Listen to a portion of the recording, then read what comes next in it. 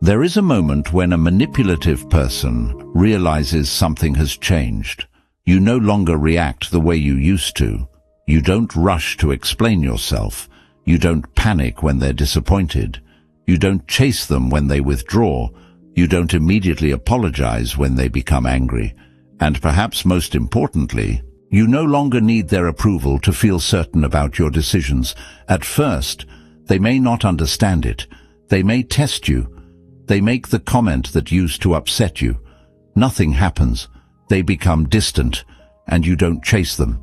They criticize your decision, and you simply say, "I understand." They expect an argument. You don't give them one. And slowly, they discover something uncomfortable. The old methods aren't working anymore. This is where the dynamic begins to change, because manipulation depends on something.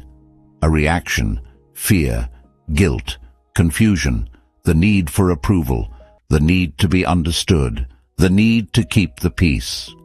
If those emotional levers stop working, the manipulator loses something important, not necessarily the relationship, the influence.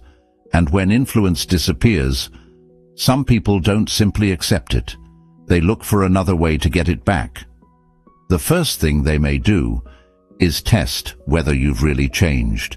They remember what used to work: guilt, silence, anger, withdrawal, accusations. They use the old trigger and wait. Maybe they say, "I thought you cared about me." Maybe, "I can't believe you're doing this to me."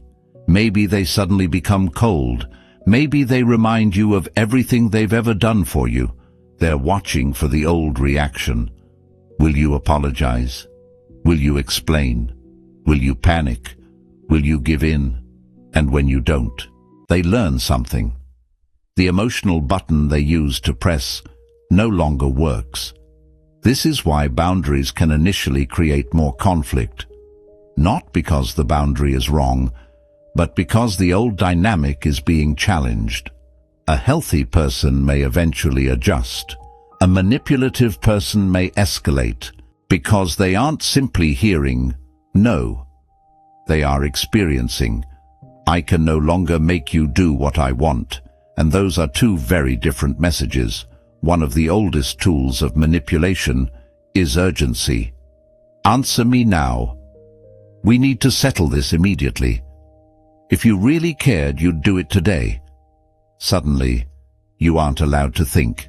You aren't allowed to pause. You aren't allowed to consider what you actually want. Because hesitation gives you something manipulation doesn't like: time. Time allows you to think. Time allows you to notice inconsistencies. Time allows your emotions to settle. Time allows you to ask, "Do I actually want this?" Manipulation often works best when the emotional temperature is high. So when someone repeatedly creates urgency around decisions that don't truly require urgency, slow down. You don't have to match their emotional speed. You can say, "I'll think about it. I'll get back to you. I need some time." And sometimes that simple pause reveals everything, because a reasonable person can tolerate your need to think. Someone who needs immediate control may become very uncomfortable when you refuse to rush. Another tactic appears when you start saying no. They don't necessarily argue with your boundary. They question your character. You've changed. You don't care anymore. You're selfish. After everything I've done for you, notice the shift. The conversation is no longer about what you said no to. It's about whether you're a good person for saying no, and that distinction matters. Because if someone can make you feel guilty for having a boundary, they don't need to break the boundary themselves. They simply need you to break it for them. This is why learning to tolerate someone else's disappointment is such an important part of becoming psychologically independent. Someone can be disappointed with your decision without your decision being wrong. Someone can dislike your boundary without the boundary being unfair. Someone can be upset without you being responsible for fixing their emotions. And once you understand that, guilt becomes much less useful as a control mechanism. When calm doesn't work, some people become louder, more emotional, more dramatic. The disagreement becomes a crisis. A simple boundary becomes betrayal. A difference of opinion becomes disrespect. And suddenly, you're dealing with an emotional storm over something that should have been a conversation. This is where you have to be careful, because intense emotion doesn't automatically mean manipulation. People genuinely become emotional. People genuinely get hurt. But if emotional escalation repeatedly appears, precisely when you refuse to comply, pay attention to the pattern. If every no becomes a crisis, eventually you may learn to say yes, simply to keep the peace. And that's the point. Not necessarily to convince you, to exhaust you, because exhaustion makes boundaries easier to surrender. You stop asking, "Is this reasonable?" and start asking, "What do I have to do to make this stop?" That is a dangerous shift, because peace achieved by abandoning yourself isn't really peace. When they can't control your behavior, they may try to control the narrative. Suddenly, you're the difficult one. You're selfish. You're cold. You're arrogant. You're ungrateful.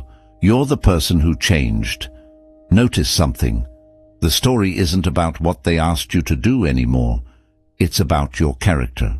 Because attacking your character can make you question yourself, and it can influence other people too. This is where reputation can become another battlefield. You don't need to respond to every accusation. You don't need to convince everyone. You don't need to tell your entire side of the story to every person who hears theirs. Sometimes the healthiest response is consistency. Continue behaving according to your values.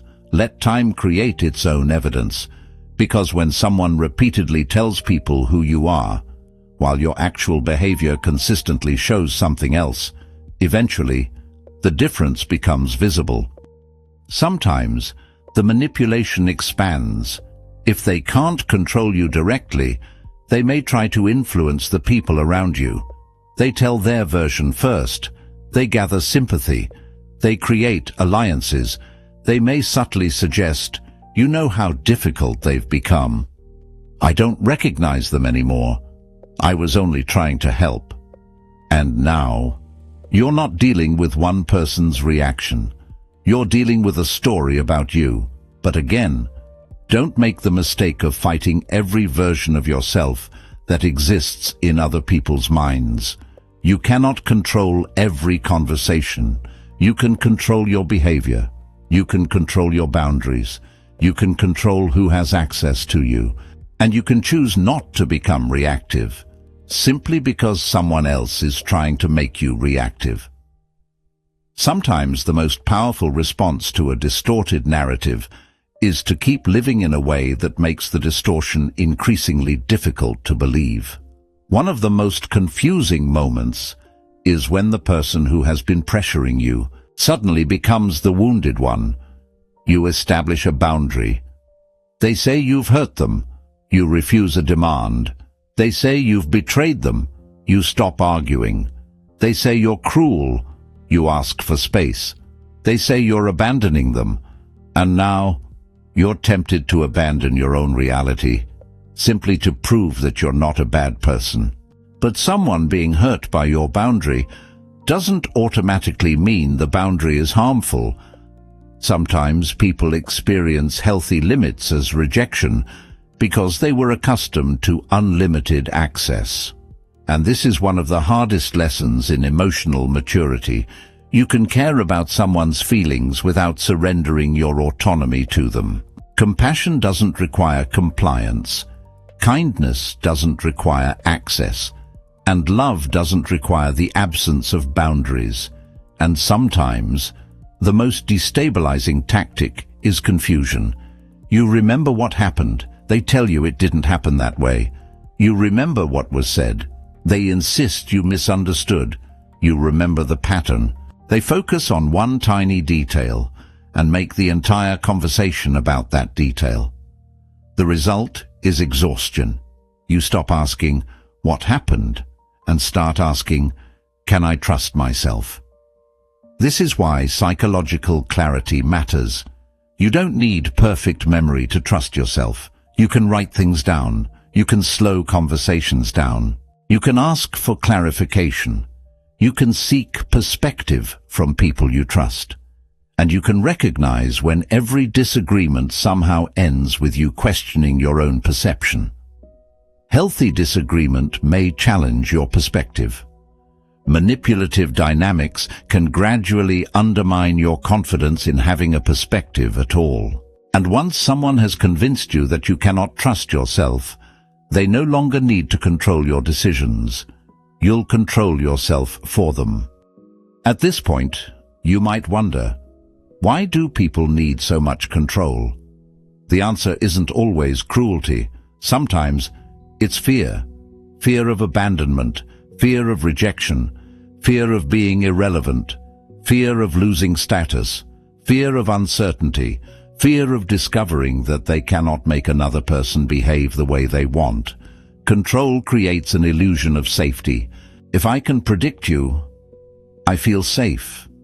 If I can influence you, I feel important. If I can make you stay, I don't have to face the possibility that you might leave. But relationships built around control eventually become exhausting, because another human being is not supposed to function as a psychological safety device. You cannot spend your life managing someone else's emotions, so they never have to experience uncertainty. And perhaps this is where genuine psychological independence begins, when you understand that someone's anxiety does not automatically become your responsibility. Jung's psychology gives us another way to understand this. The parts of ourselves we don't understand can influence the way we relate to other people. Someone who fears their own helplessness may become controlling. Someone who fears abandonment may become possessive. Someone who feels powerless may become obsessed with controlling circumstances. The shadow isn't simply a collection of bad traits. It can contain fears, needs, vulnerabilities, and qualities we've never learned to integrate. So sometimes, controlling behavior is an attempt to avoid feeling powerless. That doesn't excuse it.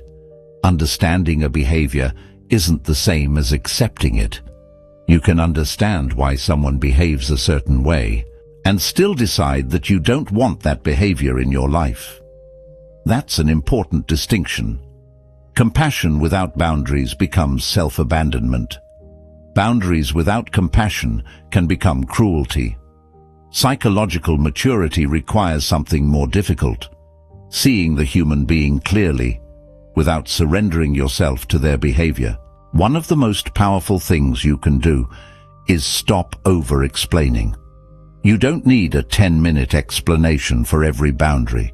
You don't need to defend every decision. You don't need to convince someone that your feelings are legitimate. Sometimes, "I can't do that," is enough. Sometimes, "That doesn't work for me," is enough. Sometimes, "I've made my decision," is enough.